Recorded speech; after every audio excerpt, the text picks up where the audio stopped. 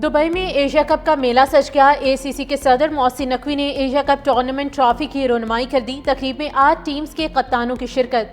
इफ्तिताही match आज अफगानिस्तान और Hong Kong के दरमियान खेला जाएगा। रवायती हरीफ पाकिस्तान और भारत 14 सितंबर को मद्दे मुकाबिल होंगे। टूर्नामेंट का फाइनल 28 सितंबर को खेला जाएगा।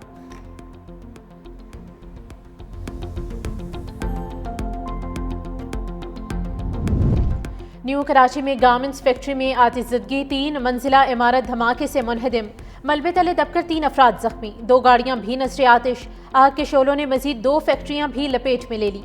14 फायर टेंडर्स, 2 बाउजर और 1 स्नार्कल आग बुझाने में मसरूफ। आग ग्राउंड फ्लोर पर लगी जो 3 मंजिला तक फैल गई।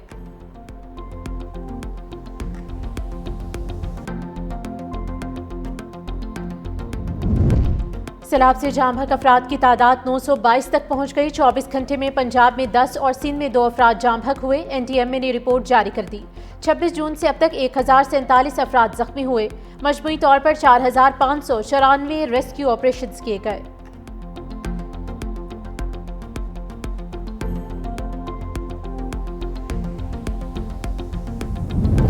गुजरात के कई हिस्सों से सैलाबी पानी ना निकाला जा सका। रिहायशी इलाकों में पानी के बायस इलाका मकीन महसूर। घरों में खाने पीने की अशिया की किल्लत, बच्चे बिलखने लगे।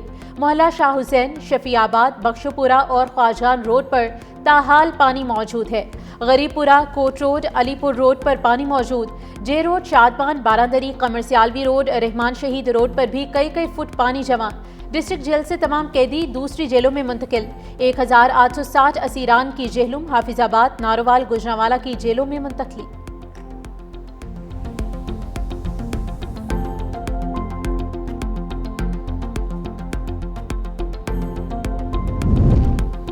और नायब वज़ीर आज़म इसाक डार की कजाकिस्तान के हम मनसब से मुलाकात। 2 तरफ़ा ताल्लुकात और दीगर उमूर पर तबादला ख्याल।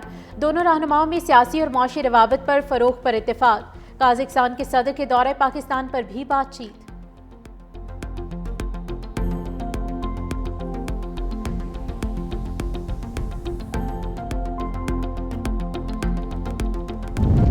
सैलाब और बारिशों से मईशत भी हिचकोले खाने लगी। पाकिस्तानी मईशत को 409 अरब रुपए के नुकसान का तखमीना। हालिया सैलाबी सूरत हाल पर माशी थिंक टैंक ने रिपोर्ट जारी कर दी। सैलाबी नुकसानात मुल्क की GDP का 0.33% होने का खदशा। रिपोर्ट के मुताबिक ज़रई शोबा सबसे ज़्यादा मुतासर। नुकसान का तखमीना 302 अरब रुपए तक हो सकता है। पंजाब में 13 लाख एकड़ ज़रई ज़मीन ज़ेर-ए-आब। चावल, कपास, गन्ना, मकई तबाह हो गए। ग़िज़ाई अशिया की कीमतें 20 से 30% तक बढ़ने का खदशा। अक़वाम मुत्तहिदा जनरल असम्बली का इजलास आज से न्यूयॉर्क में शुरू होगा। फ़लस्तीन को तस्लीम करने के हवाले से अहम फैसले मुतवक्के।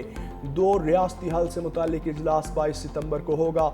इजलास में फ़लस्तीनी सदर और आला हुकाम को शिरकत करना थी, लेकिन अमरीका ने वीज़े देने से इनकार कर दिया। अक़वाम मुत्तहिदा की कॉन्फ्रेंस न्यूयॉर्क के बजाय जिनेवा में मुनक़िद करने के मुतालबे पर भी अमल दरामद न हो सका। तारीख़ में पहली बार फ़लस्तीनी वफ़द को जनरल असम्बली के इजलास में शिरकत से रोका। फ़लस्तीन के लिए इमदाद ले जाने वाले फ्लोटिला में शामिल कश्ती पर मुबैना ड्रोन हमले के बाइस गजा जाने वाले फ्लोटिला में शामिल मरकजी कश्ती में आग भड़क उठी। गैर मुल्की मीडिया रिपोर्ट के मुताबिक तमाम सवार महफूज हैं। स्वीडिश खातून ग्रेटा थुनबर्ग समेत 350 इंसानी हुकूक के लंबरदार फ्लोटिला में मौजूद थे। फ्लोटिला में शामिल तमाम अफराद का फ़लस्तीन को इमदाद पहुँचाने की पुरअमन कोशिशें जारी रखने का आज़म। इसराइल के गजा पर वहशियाना हमले जारी। गजा पर जारी इसराइली बमबारी में मजीद 50 से ज़ायद फ़लस्तीनी शहीद, 400 से ज़ायद ज़ख्मी। बेघर फ़लस्तीनियों की पनाहगाहों और इमारतों पर भी बमबारी। एक और बुलंद इमारत को तबाह कर दिया। भूख और कहत से मजीद 6 फ़लस्तीनी जान की बाजी हार गए। शोहदा की तादाद 64,000 से बढ़ गई।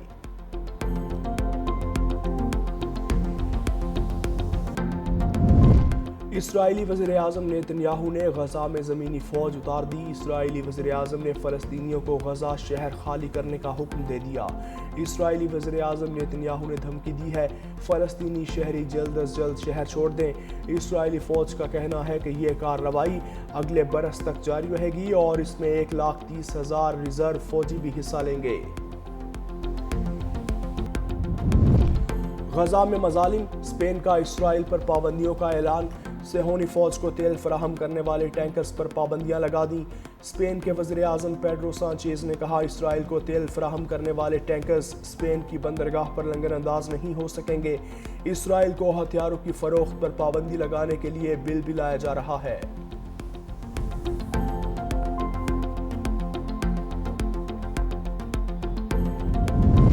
پنجاب اسمبلی میں سینٹ کی جنرل نشست کے لیے پولنگ جاری۔ نون لیگ کے رانا ثناءاللہ اور اپوزیشن امیدوار سلمہ اعجاز مد مقابل۔ رانا ثناءاللہ کو 263 اراکین اسمبلی کی حمایت حاصل۔ پولنگ کا عمل شام 4 بجے تک جاری رہے گا۔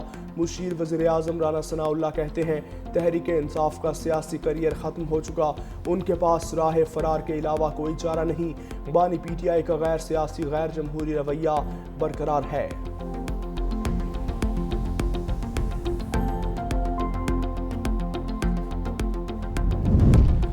ایرانی صدر کے دورہ پاکستان کے ثمرات آنے لگے۔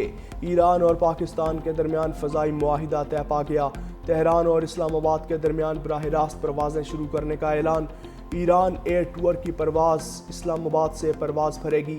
ایرانی سفیر کا پاکستان کے تعاون پر اظہار تشکر۔ رضا امیری مقدم نے کہا فضائی معاہدہ سیاحت اور تجارتی تعلقات کے فروغ میں سنگ میل ثابت ہوگا۔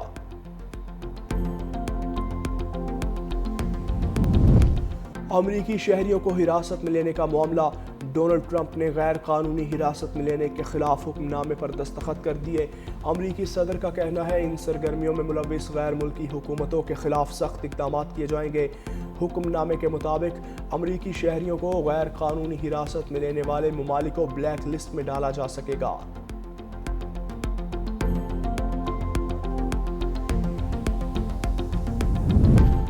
یوکرینی صدر نے بھارت پر امریکی ٹیرف کی حمایت کر دی۔ یوکرینی صدر کا کہنا ہے بھارت کی جانب سے روسی تیل کی خریداری پر امریکہ کا 25% ٹیرف کا فیصلہ درست ہے۔ روسی صدر پوٹن پر اضافی دباؤ ڈالنے کی ضرورت ہے۔ بھارت کی روسی تیل اور دفاعی سامان کی خریداری یوکرین جنگ کو ایندھن دے رہی ہے۔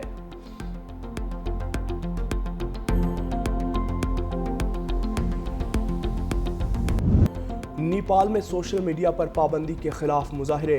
20 افراد کی ہلاکت کے بعد حکومت نے گھٹنے ٹیک دیے۔ سوشل میڈیا پر پابندی اٹھا لی۔ مظاہرین کے خلاف کریک ڈاؤن پر وزیر داخلہ رمیش لیکھاک مستعفی۔ جھڑپوں میں 250 سے زیادہ افراد زخمی۔ کشیدگی کے باعث کھٹمنڈو سمیت دیگر شہروں میں کرفیو نافذ۔ فرانس میں سیاسی بحران سنگین۔ پارلیمنٹ نے وزیر اعظم کے خلاف تحریک عدم اعتماد منظور کر لی۔ 74 سالہ یائرو محض 9 ماہ قبل وزارت عظمیٰ کے منصب پر فائز ہوئے تھے۔ مالیاتی اصلاحات اور قومی قرض کم کرنے کی پالیسی پر انہیں سخت مخالفت کا سامنا رہا۔